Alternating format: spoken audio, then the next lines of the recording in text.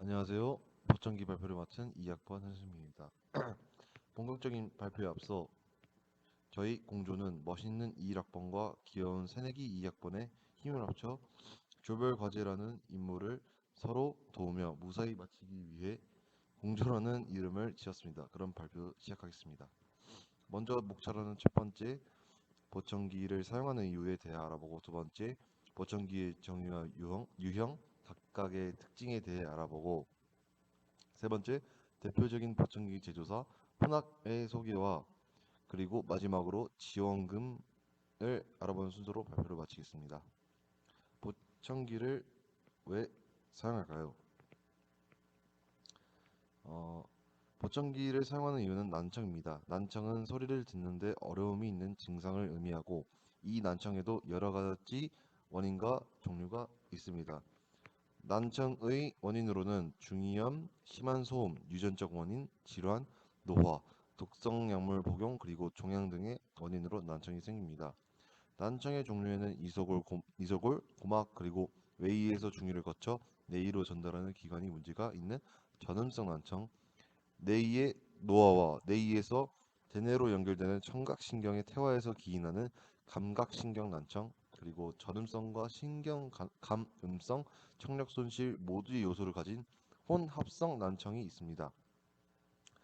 난청인의 청음을 보조하기 위한 목적으로 사용되는 의료기기인 보청기는 소리를 증폭하고 공기전도 방식으로 전달하는 원리로 작동합니다. 유형에는 총 6가지가 있습니다. 먼저 아직 귀 속에 무엇인가가 있는 데에 익숙하지 않는 어린아이들이 선호하는 귀거리형은 고출력으로 고심도 난청인에게 적합하며 파손의 위험이 적은 특징을 갖고 있습니다. 귀속형은 현재 보편적으로 사용되는 보청기로 외부에서 잘 보이지 않지만 크기가 작아 분실 또는 파손의 위험을 지닙니다. 오픈형은 귀거리형과 귀속형의 장점을 결합한 형태로 귀거리형에 비해 작고 가벼우며 와이어 튜브가 가늘고 눈에 띄지 않고 다양한 청력 상태에서 사용 가능한 특징이 있습니다. 초소형은 경도 난청에 사용하며 외부에서 보이지 않지만 크기가 작아 분실 또는 파손의 위험을 지닙니다. 웨이도형은 오른쪽 고막형보다 소리를 더 크게 들을 수 있고 웨이도 입구에 착용합니다. 이것도 크기가 작아 분실 또는 파손의 위험이 있습니다. 마지막은 고막형으로 귀 속에 완전히 삽입되어 외관상 거의 보이지 않지만 크기가 작아 분실 또는 파손의 위험이 있습니다. 보청기를 사용할 때 유의사항이 있습니다. 우선 중이염이 있는 경우 중이염 치료 및 회복 후 의사와 상담 후에 사용합니다. 또한 목욕탕과 같은 습한 공간에서 이용할 시 습기가 보청기 내부로 들어가 부품이 손상되어 고장의 원인이 될 수 있습니다. 그리고 병원 MRI 검사 시 강한 자기장은 작동에 치명적인 영향을 줄 수 있기 때문에 유의해야 합니다. 보청기를 사용 후 부작용이 있을 수 있습니다. 귀속 습진 및 염증, 그리고 알레르기 반응 및 통증이 유발하면 보청기 사용을 중단하고 전문가의 상담을 받아야 합니다.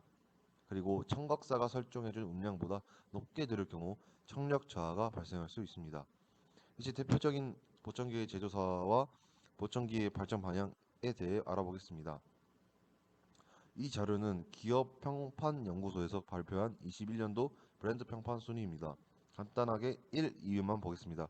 1위 푸낙, 2위 스타킹입니다. 보청기 제조사 푸낙은 1974년 설립된 이래 70년 동안 최신 청각 솔루션들을 연구 및 제조 100개국 이상에서 사업을 펼치고 있습니다. 푸낙의 푸낙은 생생하고 자연스러운 소리, 청력 보호구의 기능, 뛰어난 말소리에 의해 개인별 맞춤화가 가능한 노이즈 캔슬링, 모든 스마트폰, TV 등 전자기기 연결, 약간의 두드림으로 음성 지원 활성화 기능, 그리고 스마트폰 앱과 연동할 수 있는 기능으로 7개의 대표적인 특징을 가지고 있습니다.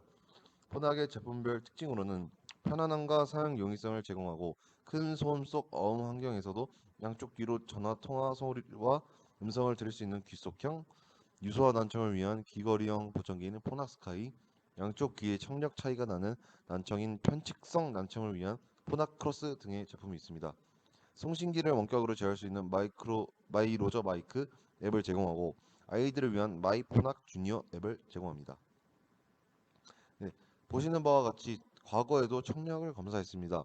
사진의 X축은 가청 영역인 20에서 2만 헤르츠 주파수 대역 중 스피치 영역의 중요한 대역이 125에서 8000 헤르츠이기 때문에 세로축은 데시벨, 소리의 크기를 의미합니다. 의료기기를 통해 각 대역별로 왼쪽, 오른쪽 나누어 청력 손실 정도를 정해진 기호에 맞춰 수기로 표기하였습니다. 하지만 과거의 청력 검사 방법은 수기로 작성할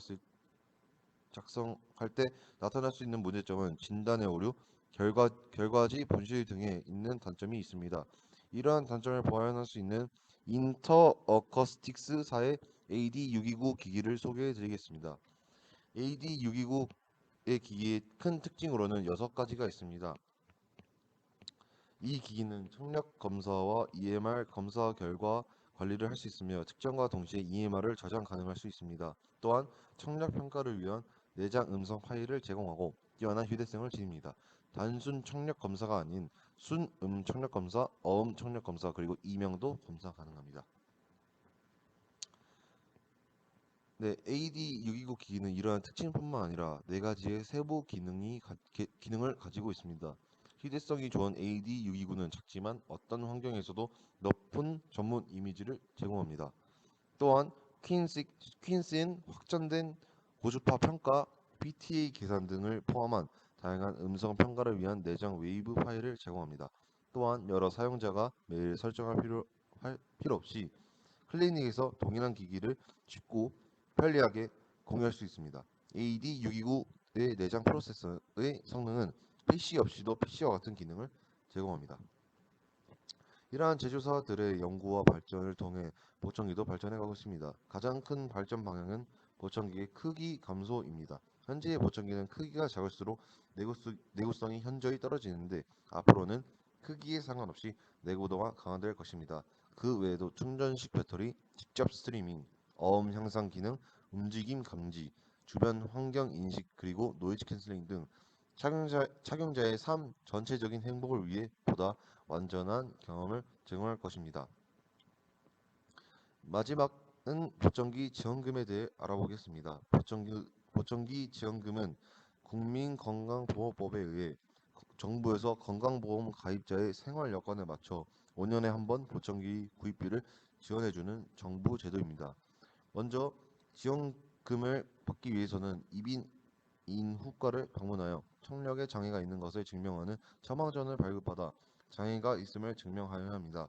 그 후 병원에서 검진을 통해 장애 진단서, 검사 결과지, 그리고 진료 기록지 3장을 발급받아 동사무소 또는 주민센터를 방문하여 보청기 지원금을 신청하면 청력 장애 등급별로 지원금을 결정하게 됩니다.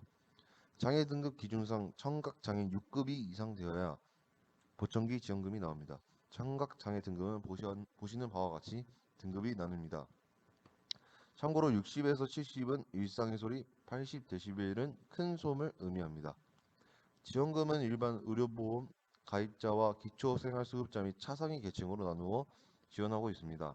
앞으로는 고령사회가 지속됨에 따라 보청기 지원금은 확대될 것으로 예상 중입니다.